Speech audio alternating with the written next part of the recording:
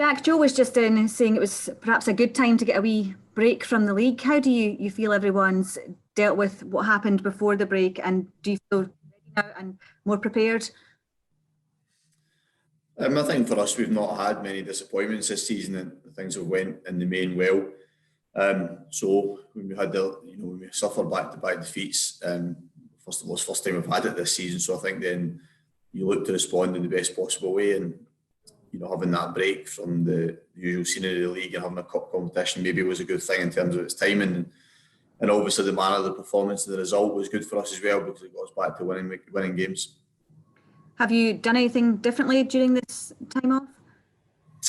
No, I mean, for us, we because we had the game on Sunday, it's been pretty relentless for us. We the only thing we've had to navigate is the loss of some players. Obviously, have been called up for international duty, although this time was a lot less than we had previously. So we only had Afia, Alex and Ryan absent. But that, it challenges your preparations a little bit for both games in terms of the availability of your squad, and obviously when we get those players back. But no, for us, it's been on that treadmill at the moment and just churning out training and churning out games. I know you touched on the game on Sunday, the confidence. How important was that to not only get the victory, but a good performance and get a few goals just to lift everyone? I think any time you suffer disappointment, it's human nature to perhaps have a slight dip in confidence or self-belief. I think everybody suffers from that in every walk of life. And it's continuing to trust, I think, what has got you positive results this season. So that was what we tried to reinforce in the lead up to that game. And equally, it was important for us to win, and win in the manner we did as well. So I think that, said post-match is one thing, me talking about it, but when the players can action that on the pitch, then I think not that there was a significant drop in self-belief or confidence, but I think if there had been any dip, then I think that was quickly been eradicated, I think, with Sunday's performance and result as well. Jack, the last time against Celtic, it seemed as if Hibs 3-0 maybe flattered Celtic in a way in terms of the first half with the amount of chances Hibs had. What do you have to do this time around to make sure it's a lot closer?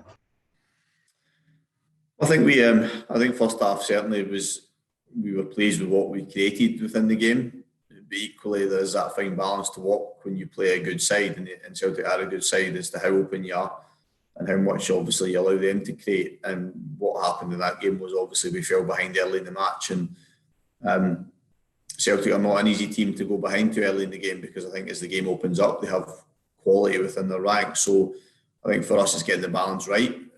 Continuing to work on that, believing that we'll still be a threat and we can be creative, but equally being ensuring that we give ourselves a platform to win the games. I think that was the one thing we did at Celtic. Although we were pleased with some aspects of our play, what we never did was really give ourselves that foundation to try and get a positive result, and I think it's important to do that tomorrow. You had that good result against Rangers, but in big games against Hearts and Aberdeen recently, there was the defeats. Do you go into this having to prove that you can match the top teams in the country? I think the semi-final, I don't think we deserve to lose the game. So I think take that separately. The Aberdeen game, I was critical after the game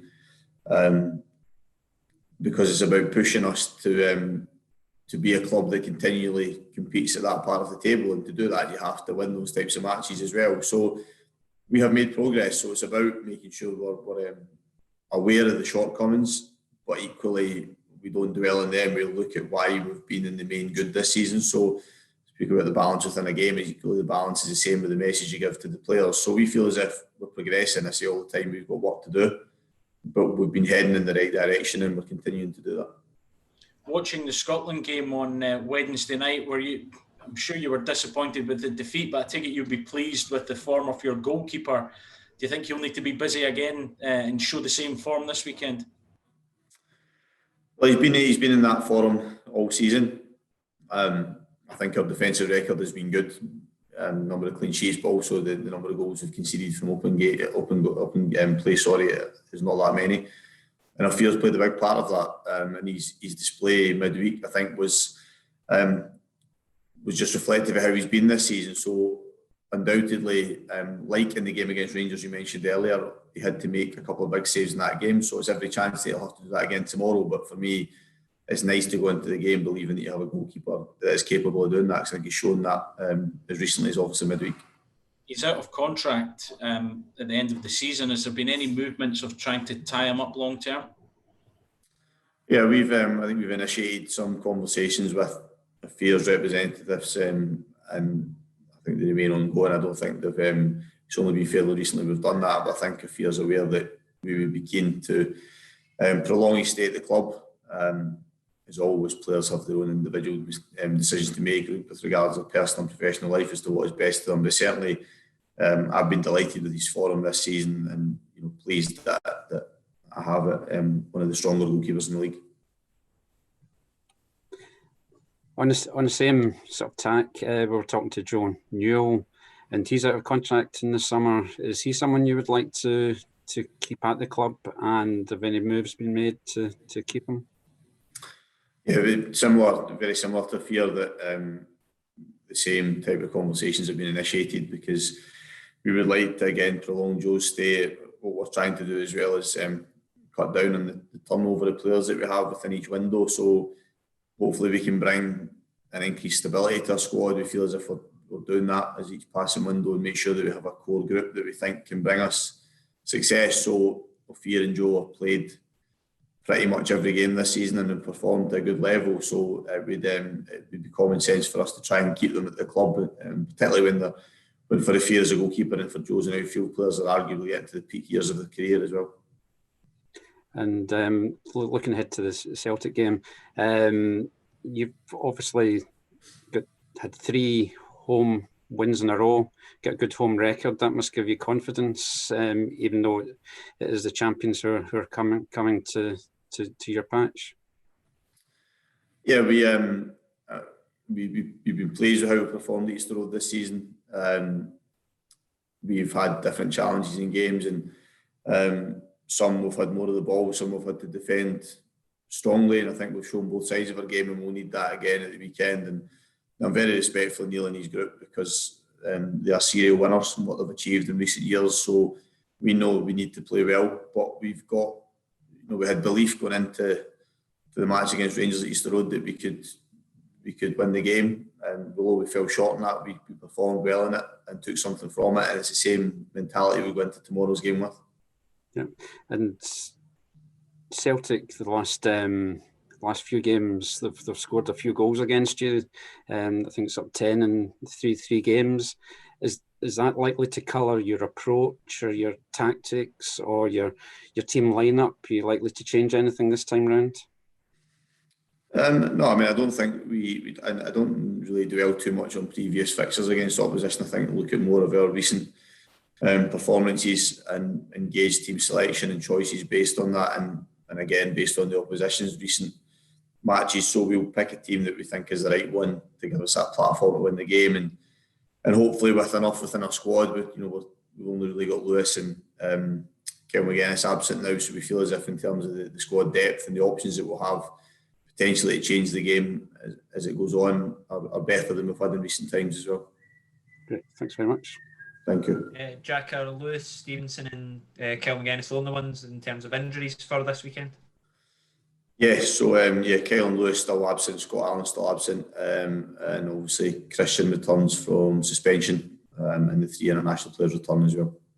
Just in terms of you personally, I think it's only a couple of days gone by that you've been in the Hibs job for a year now. Can you believe it's already been a year already? Yeah, it's been I think like everybody, it's been a peculiar year. So there was a chunk of that where I was relatively inactive, so it's maybe went by quite quickly in that respect. But I'm enjoying it. I think that every month that goes past, I feel as if we get stronger and we're in a better place, and we've made progress, as I mentioned earlier on. So I think like any job, it takes a little bit of time for you to feel completely at home. But I certainly think as post-lockdown in particular, I feel as if we've settled into life properly at the club. Again, like a lot of things, there's changes that you can affect at a football club that are not always evident because they're not seen on a match day and in terms of the result. But we feel as if we've made some changes to the club behind the scenes that are they're going to help us move forward as well. You must have been quite glad for lockdown, because you sort of went straight from the fast-paced nature of Sunderland and then straight into another one in terms of Hibs. So you must have liked actually having to sit down for a couple of months. Yeah, I mean, I look at the time, I was delighted to get the opportunity to manage so quickly because in my profession, you don't know how often or how long you can be out of a job. But when the lockdown period came around, there was a part of it that was nice to probably have the time to reflect properly in the Sunderland job, because I hadn't really had that because the turnaround was relatively quick. So I do feel as if, from a personal point of view, I do feel as if when he came back in June, I felt a lot like myself, a lot more like myself, and I've enjoyed very much the period since then. I know you've touched on it a wee bit there, but have you sort of started to see sort of how moulding Hibs in your image now, sort of a year on? I think there's two parts that I think you will bring your own stamp to your own side, but I think you have to be respectful of the club that you're managing as well, and their expectations and their identity, and that's something that I'm conscious of. Managing Hibs is to their reputation as a club and how they play, but equally a demand to be successful. So marrying the two isn't always easy, and we've seen that in recent times, but that's what I need to do. So that is partly putting my own stamp on things, but partly also being respectful to what Hibs supporters want and expect, and what people at the club want and expect. And that's, as I said, that takes time to do as well, but I do feel as if we're making positive strides in that respect. Jack, thank you guys. Oh, sorry. Ryan Porteous obviously suffered disappointment in midweek with under 21s. Have you had sort of any conversations with him, and how is his mindset sort of going into this one? I mean, we speak. Obviously, Ryan returned to us yesterday, and we always chat, my staff and I, about his recent trips and his games. Speak to him while he's away, but he's okay. I think it was a disappointment for all under 21s group, considering how strong a campaign they had in the main. So I think to fall short in those last two fixtures was painful for them. But it's at that level of football, it's still about progression for them. So I think those young players that are involved in that squad who feel as if they're benefiting from the experience and will stand in a good stead moving forward, and ultimately hopefully be a part of Steve's squad at some point in the future. So he's fine. As I said, disappointed that he didn't achieve the result, but in terms of mindset and being ready to go tomorrow, absolutely okay. Is that the case that obviously you can sort of dangle that prospect of a senior call-up maybe for the Euros next summer?